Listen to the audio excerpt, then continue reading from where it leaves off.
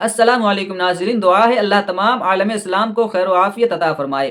हज़रात मोहतरम, इससे पहले की वीडियो में आप सुनते आए हैं कि इस्लाम के बुनियादी फ़राइज़ क्या हैं, नमाज क्या है, नमाज के शराइत क्या हैं, नमाज के फ़राइज़ क्या हैं, नमाज के वाजिबात क्या हैं और नमाज का मुकम्मल तरीक़ा क्या है। बात आती है तहारत किसे कहते हैं, तो सुनिए, तहारत कहते हैं पाकी को।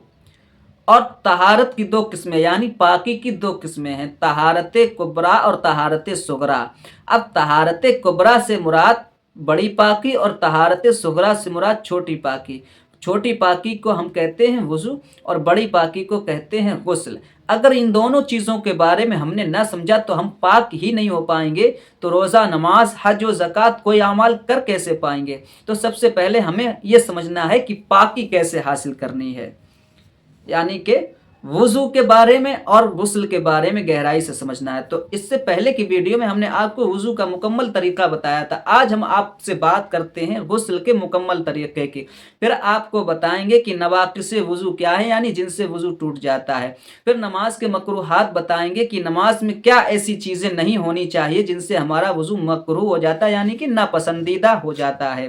तो अब बात करते हैं गुस्ल के तरीके की। तो सुनिए, जब हम गुस्ल करते हैं तो गुस्ल करने के लिए हमें सबसे पहले गुस्ल का इरादा करना होगा। उसके बाद हमें दोनों हाथों को 3-3 बार गट्टों समेत धोना होगा। जैसे हमने वुज़ू में धोए थे ना, गट्टों समेत, ये गट्टों तक नहीं धुलना है, गट्टों समेत धुलना, यानी कि गट्टे भी हमारे धुल जाएं। और इसी तरीके से हमें उल्टे हाथ को 3 बार धुलना है। फिर हमें इस्तंजे की जगह को धोना है। क्या हम गुस्ल करने जा रहे हैं, हमें सबसे पहले इरादा करना है, 3 बार दोनों हाथों को गट्टों समेत धोना है।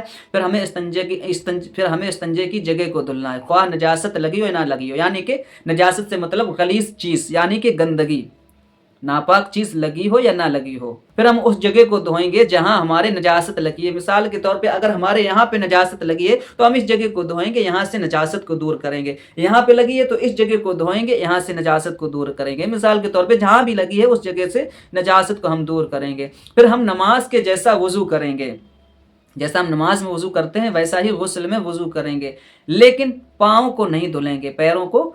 नमाज के जैसा वुज़ू जब हम करेंगे गुस्ल के अंदर तो हमें पैरों को नहीं धुलना है।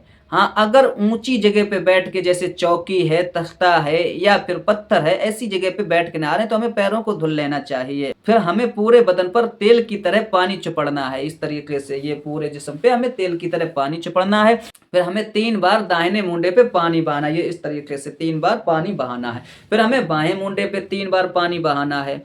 अब हमने दाहिने मुंडे पे भी पानी बहा लिया 3 बार, बाएं मुंडे पे भी पानी बहा लिया। फिर हमें सर और पूरे बदन पर 3 बार पानी बहाना है और पूरे जिस्म को मलना है, हाथ फिराना है। हाँ, और पानी हमें इस तरीके से बहाना है कि बाल के बराबर भी जगह सूखी ना रह जाए। अब कोई 2 बाल्टी में नहाने की बजाय अगर अपने ऊपर 10 बाल्टी डाल ले, 10 बाल्टी बहा ले और सोचे कि अब तो हम पाक हो ही गए, लेकिन याद रखिए अगर बाल के बराबर भी जगह सूखी रह गई ना तो आप 10 बाल्टी नहीं, 20 बाल्टी नहीं, 50 बाल्टी, 100 बाल्टी भी बहा लेना तो पाक नहीं हो पाएंगे आप, अगर बाल के बराबर भी जगह सूखी रह गई। अब हम उस जगह से दूर हो जाएंगे और पैरों को अगर नहीं धुला था तो अब पैरों को धुल लेंगे। हाँ, याद रखिए नहाते वक्त आपका रुख किबला शरीफ की तरफ नहीं होना चाहिए।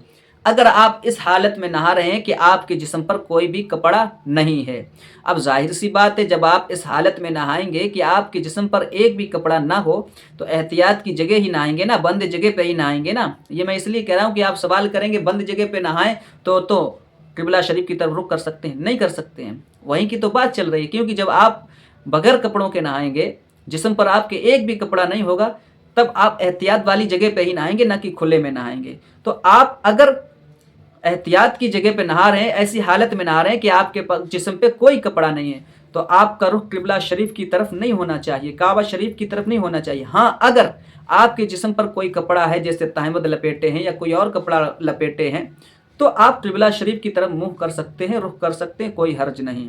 और नहाने के बाद रुमाल से अपने जिस्म को पोंछ लें तो भी कोई हर्ज नहीं। अभी इस गुस्ल के बयान में बहुत सी बातें बाकी हैं, इंशाअल्लाह अगली वीडियो में वो कवर करेंगे। उसके बाद हम मकरूहाते वुज़ू और नवाक़िसे वुज़ू की बात करेंगे। जब हमारी पाकी के बारे में बातें मुकम्मल हो जाएंगी, बातें तो खैर बहुत सी है, लेकिन ख़ास बातें जब मुकम्मल हो जाएंगी जो हमारे ज़्यादातर काम की हैं, उसके बाद हम बात करेंगे आपसे नापाकी के बारे में। और यही चीज़ को समझना बहुत ज़्यादा ज़रूरी है کیونکہ ہم سمجھ ہی نہیں پاتے ہیں کہ ہم ناپاک کیسے ہوتے ہیں، کن چیزوں سے ناپاک ہوتے ہیں۔ بتانا تو اسی ویڈیو میں چاہتا تھا، لیکن ویڈیو بہت لمبا ہو جائے۔ خیر چلتے ہیں، اب اگلی ویڈیو کے ساتھ ملتے ہیں، تب تک کے لیے اپنا خیال رکھیے۔ اللہ حافظ۔